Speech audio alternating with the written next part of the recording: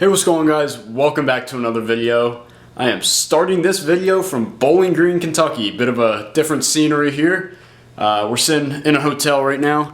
I was here for a U.S. patent and trademark seminar.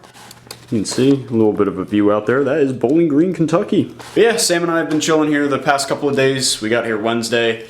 It is now Friday. We did our seminar. Today was the last day of that. Sam got us a really nice hotel here. But yeah, tomorrow we're going to be heading on out. We're going to be driving up to Ohio, but on the way, first we're going down to Tennessee for something Sam's got to do. Then coming back up here, and obviously Bowling Green has the Corvette Museum, so we're going to stop and do that. I figured that would be a fun thing to show on the vlog. And then we're going to go to Ohio from there and spend a night in Ohio to break up the drive going back, since it's like 12 hours to get to PA from here. So yeah, hopefully you guys enjoy that. Show you guys a bit more of the hotel here. It's nothing too special. It's pretty nice though. It's got a really nice kitchen. That I'm happy with. And, you know, just bathroom and bedroom back here. So yeah, tomorrow we're going to be leaving at like 6 in the morning, 5, 6 in the morning. So figured I'd start the vlog now so I don't have to do that in the morning when we're just trying to get out. And yeah, so I'll see you guys in the morning. And then we're hitting the road. Alright, it is the next morning out here. It's like 5 a.m. Like I said, we were getting an early start. So I'm walking over to the car now. We're just packing stuff up. And we're hitting the road for Tennessee, just to come back to Bowling Green. Yeah, seems kind of strange, but Sam has an offer-up deal. He's always making deals, and yeah, he happens to need to go to Tennessee to pick something up, so that's where we're headed. Little diesel wagon did a great job firing up this morning. This thing's been a trooper on this trip. It's done about 700 miles so far. That's pretty morning out here. Yeah, we're gonna hit the road now. Pretty nice hotel. The Staybridge Suites of, I guess, Bowling Green. Yeah, nice room, nice place, looks nice. Good review.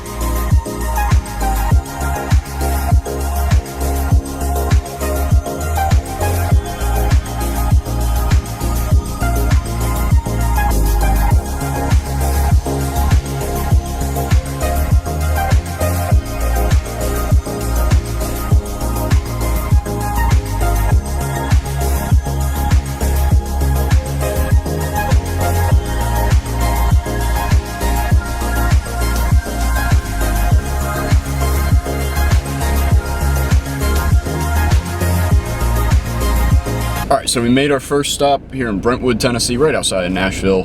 We got about an hour to kill, or a couple hours to kill, honestly. So we're probably going to check out Nashville now. This is a nice area, a lot of nice houses if you were seeing the B-roll. But yeah, definitely Tennessee has always been on my list of states to live, but I would not mind living here one day. Yeah, so we're going to go check out Nashville. Awesome city. I've always loved that city because I've always loved Tennessee.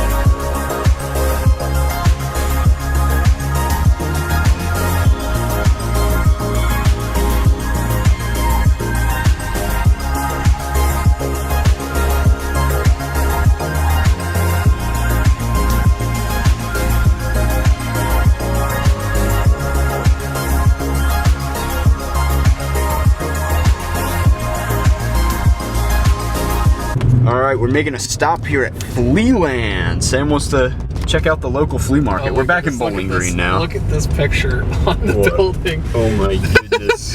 That's oh disturbing. My goodness, that's nightmare fuel. What is it with everything in this town just being nightmare fuel? But yeah, it looks pretty decent. We got some outdoor vendors, indoor section. See if we can find anything. Alright, we're pulling up to Corvette Drive here. This is Boomer Road. Boomer Road. Right next to Hooks Market. The intersection of Boomer Road and Corvette Drive. Nah, I'm excited to go see it. My inner Boomer is gonna come out today. See a bunch of Corvettes in person. Nice little dealership up there called Arts Corvettes. Lots of other classic cars and stuff in there. Pretty nice. Ooh, GTO outside, is that? It might be a real Judge, I don't know.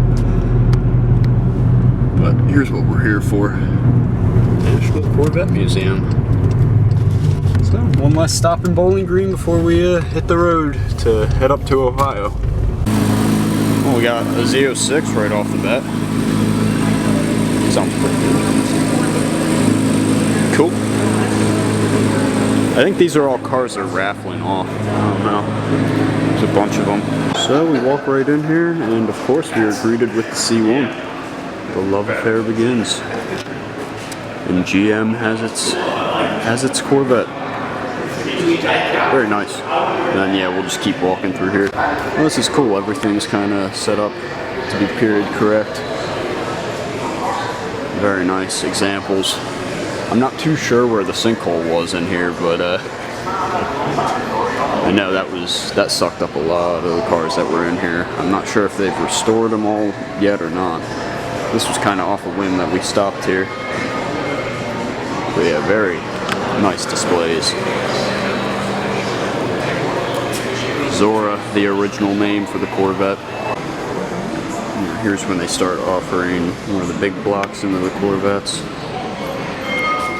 The L78.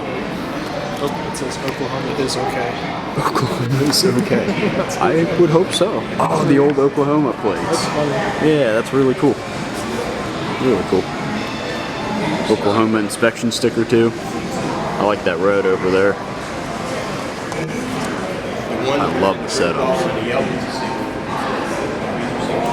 Full garage setup in here. There's a bit more of the evolution throughout the years of the big block.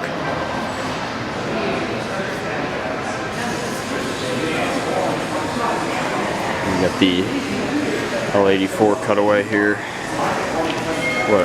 What a motor. And transmission, that little force feed back there. Very cool to see the cutaway. And the valve train.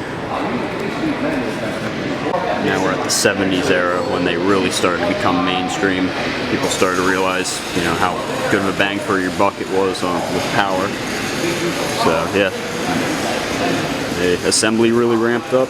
Put bigger engines in them, and they were a hit.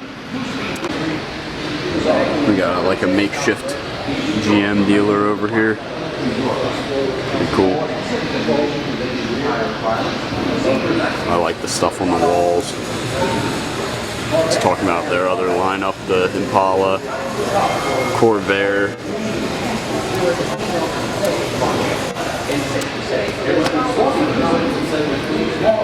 The L88 designation. And we got 454s in these. 454 and 427s by now. Really nice looking generation too. Some of my favorite generations of Corvettes right here. It's really cool to get up close here and really see the frame on one of these. Still is a steel frame and they rusted, but the bodies were typically fiberglass composites. Very cool. This might have been the section that had the sinkhole. Yeah, I think it was, yeah, because a lot of these were one-off cars like this right here. The mule. I'm pretty sure the mule went into the sinkhole too, so there might be something in one of these spots talking about the sinkhole more. Yeah, these are all racing examples too. Now we're getting into some of the Southern California Timing Association cars, some of the land speed record cars. Pretty cool. That's a really cool design. Another land speed record car from the 80s. And then of course we've got another one right here, Budweiser livery. That's a very famous livery for these cars. It wasn't, Anheuser-Busch wasn't that bad back then. Back then, but I mean now it's worthless. Yeah. And then of course the Goodyear liveries. I mean, that's iconic right there. I'm surprised they don't have a good wrench livery in here though, the GM Good Wrench. Yeah, and the C5 Le Mans racers and everything. Yep, this is a Le Mans racer, it's just without its livery. Oh, it's a homologation. This was one someone could actually go and buy. That's cool. And then the C7 Gran Turismo driving simulator sponsored one. Really cool to see the evolution of racing throughout the years of Corvettes. Coming out of the racing section, we got a really nice 63 over here. Split window. I mean, this is what brings the big money nowadays. Everyone and their mother wants one of these. Beautiful car. We have some of the concepts over here. Right here, the Manta Ray, this and the Mako. I mean, these were some cars that really inspired me to get into car design, and really it influenced a lot of people with car design. It influences a lot of cars that we know and love today. We've got the molds here for lots of influential Corvette models. Studio X scale model. So this was when they first started thinking about mid-engine Corvettes. The iconic 80s and 90s Grand Sports for the C4. Really cool cars. I would love to own one of those one day. Really cool livery. And then this is the mid-80s mid-engine Corvette model. You can see where they came up with the inspiration for the current day mid-engine Corvette. Yeah, I think we have a much better looking model now. But, oh, and there's a mid-engine Corvette right there, or at least the cockpit of one. Pretty cool. But we've seen a lot of those. This, however, when they first unveiled the ZR1, this was... Yes, I'm pretty sure, yes, it was. Because they were 7-speed manuals, and I don't think he knew how to drive a manual. However, these were the fastest Corvettes until the mid-engines came out. These are amazing cars. 7-speed manual. Is to just always be thinking about supercharged 6.2. Look at those brakes. I mean, like, crazy car. And you can see underneath. You can see the overspray on the carbon fiber. You know. Oh. Beautiful cars, though. Got another 60s Corvette here. Another C2. But then over here, so this talks about that cave-in issue where, you know, the cave just opened up and ate all the Corvettes. Yeah, 2014, okay, I was saying 2011. Yeah, that's pretty cool. It is very upsetting. I remember seeing it on the news. But I'm pretty sure they saved a good bit of them, and the ones they didn't save, I think they just left. Oh yeah, the 1 millionth was in there.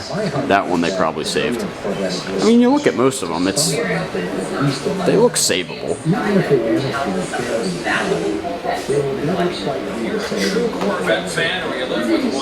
Still faster than your Mustang. They really have a meme in here. That's kind of crazy. Shows the cave systems that were under here. Yeah. Yep, and they all kind of just ended up, I mean, this place is built on a cave. Most of Kentucky is just caves, so. part of General Motors. You got over here some of the salvage parts. Preserve Corvettes. Well, not salvage, but and then to they were pulled out. a meeting liaison. Yeah, we just talked with one of the tour guides here, and he gave us a lot of information about this. It was really nice. Creating a hole in the floor and Got a bumper. It's probably one of the C4 bumpers right there. That is their sky. Alright, and now it opens up into the Skyview Dome. This is where the sinkhole actually happened. And yeah, apparently the 1,000,000th Corvette, I think that's it over there. That's been saved. The Blue Devil's been saved. A couple other ones, but oh, here we go. This is really cool. Cutaway. First ever model with the inline 6 still. They didn't even have V8s when they first built these things. Very cool. Chassis 03. Oh yeah, that was the third one to come off the line. And they cut it up. Very cool to see though. I mean, very classy car for sure. I was hoping we'd see one of the Buick versions here, the Wildcat, but I'm not seeing that. But I love this dome. This is really cool. This one's really cool. It is the first concept car to really use an airbox for the Corvettes, which you can see there. I mean, nowadays that is very common to have an airbox. Every vehicle's got that. But yeah, it was also fuel injected, which, you know, that's why you want the cool air. Yeah, pretty cool. Pretty cool. And no carburetor also helps. You know, you had all that space to put the airbox in. C2 era. Very nice. These are all part of the National Corvette Restorers Association or Society. Got another cutaway here. I love the green. Very cool. Got the flat brown Stingray. I love it. Oh, it's got the order sheet. Hard to read, but yeah, there you go. It's got your RPO codes and everything. Very cool. Is this the 1,000,000th one? No, this is is this the one where they didn't make them in the 1 year or something? This might have been, yeah, 1983. It's the only 1983 Corvette in existence today, yeah. I like the wheels. Man, that would have been a cool design if they kept that going. But the saw blades are cool too. I think I'll take the saw blades over that. But yep, because of emissions, there was 1 year in the 80s. The 80s is very similar to this time right now that we're living in with emissions, regulations, screwing up everything. Down to the sinkhole? Oh! Oh my goodness! There it is. Yeah, so this used to be completely different. This used to be more display in this area, and yeah, this is where the sinkhole opened up. Don't jump too hard, you might open it up again. The 2-rotor Corvette. I forgot they made a rotary Corvette. This has a rotary engine in it, Sam. Like a Mazda RX-7. Yeah, very cool concepts. You got the Great White over here. GM rotor. Maybe it's a bit more reliable than Mazda's. The world may never know. It never went into production. I love the Great White. This was another great concept with a shark name. They were always big on sharks. But that's a cool design. I love the 80s and 70s looking graphics. More 70s than anything. I mean, it's 76. What? Oh, that is the last manual transmission. Sucks. Sucks because I'd love the C8 so much more if they had manuals in them. But that was the end of an era to make way for these. Which is, I mean, granted, these are still great cars. I'm not going to complain, but no, still nothing like rowing through 7 gears. Here's one that fell into the sinkhole, the Blue Devil. Looks really good. I mean, this is the one that kind of just fell right straight down, right onto its tires. Never flipped or anything. Just got a little dirty. But yep, ZR1, 6-speed. Yeah, I think they might have been putting 7 speeds in these by then, the 09 generation. They had the LS7s by then. Oh, I'm gonna get copyrighted by Prince right now, aren't I? Wasn't really expecting to see a Cord over here, but very nice.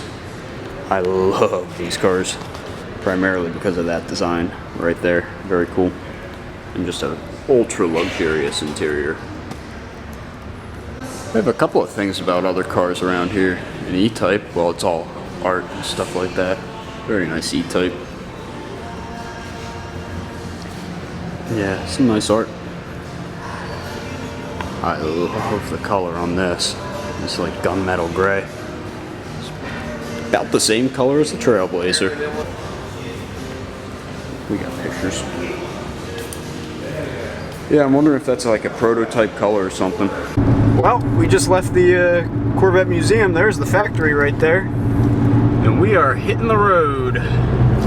We're gonna head on up north through Kentucky. We might stop at the Mammoth Cave National Park still, which is ironically enough the cave that caused the sinkhole in the Corvette Museum.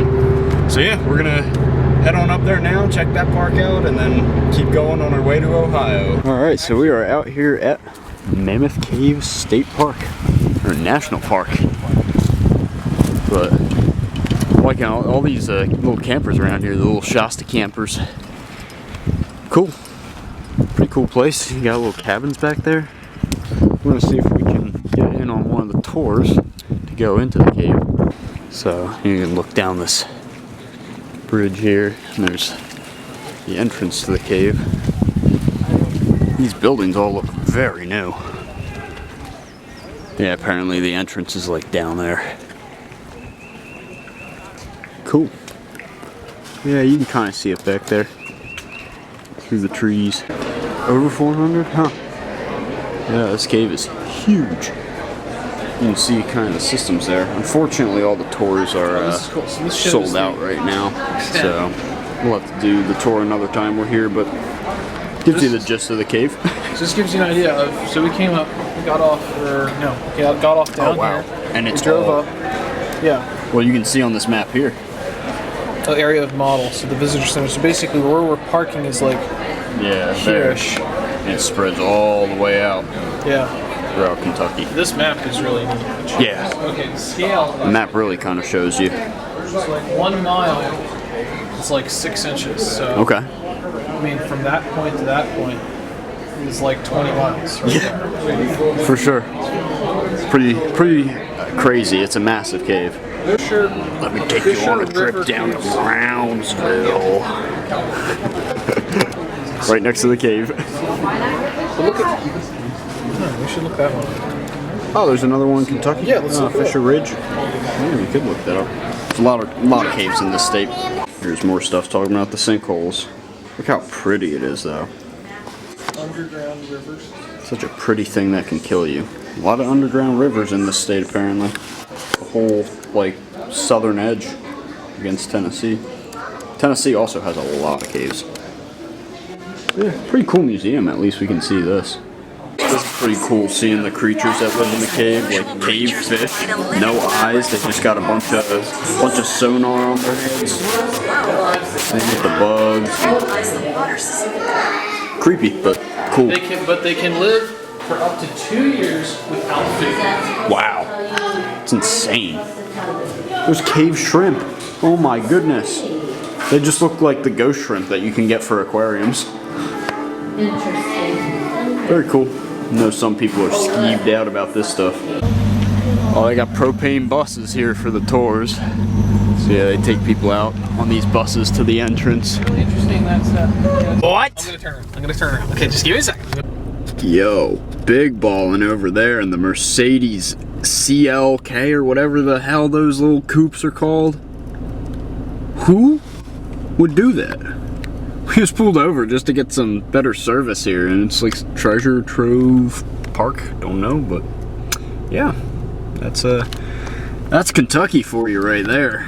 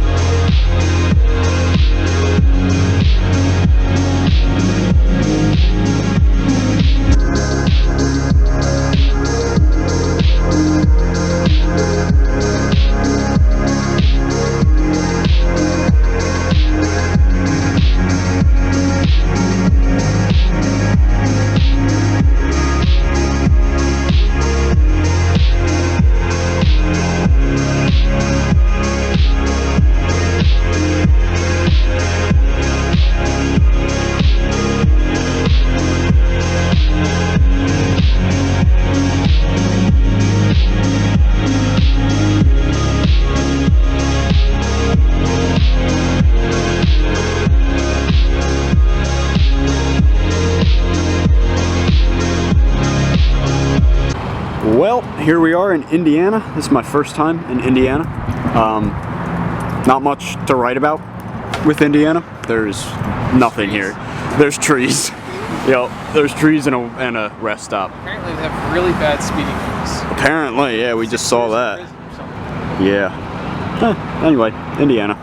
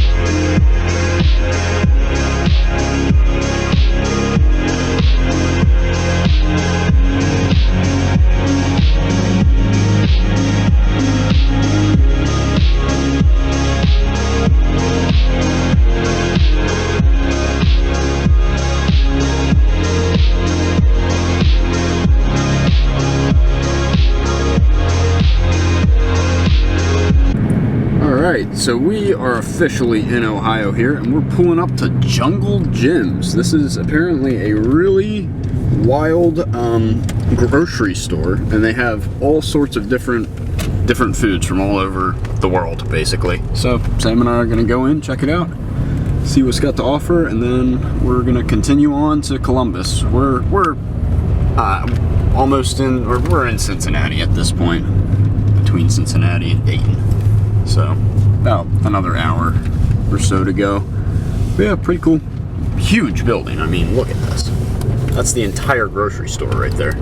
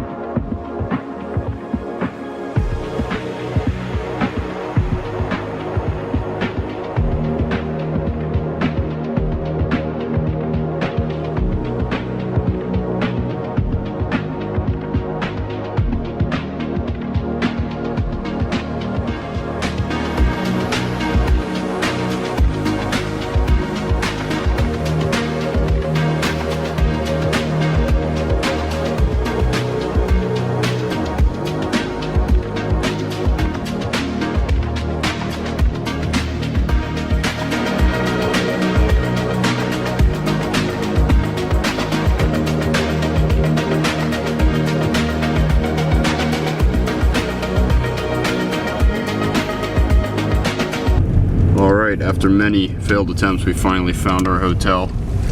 Finally, our place to rest for the night, brought to you by the lovely state of Ohio. Yeah, pretty nice place to stay. Look at that truck though. This is the first thing I noticed coming in here. That is the same color as my truck, but single cab dually. If that's a stick, that thing's perfect. All right, we'll do a little hotel tour now that we're in. Honestly, we had a much better setup in our last hotel. A little spoiled from that last one, but you know, it's a hotel. We can sleep in it. I don't really care too much. We're only here for the night, and then tomorrow morning we hit the road for PA. But yeah, you know, we got a mini fridge. You know, at least we got that. Let's see, did they leave anything? Any goodies? Nope. Nope. And we got a sink, bathroom. Sam's taking a shower, so that's occupied. And we got a view, looking at the freeway, and a pool that one's gonna use, and a staircase. So yeah, it is what it is. You know, it'll work for the night. That's really all we need it to do. And then tomorrow we'll hit the road, head back to PA.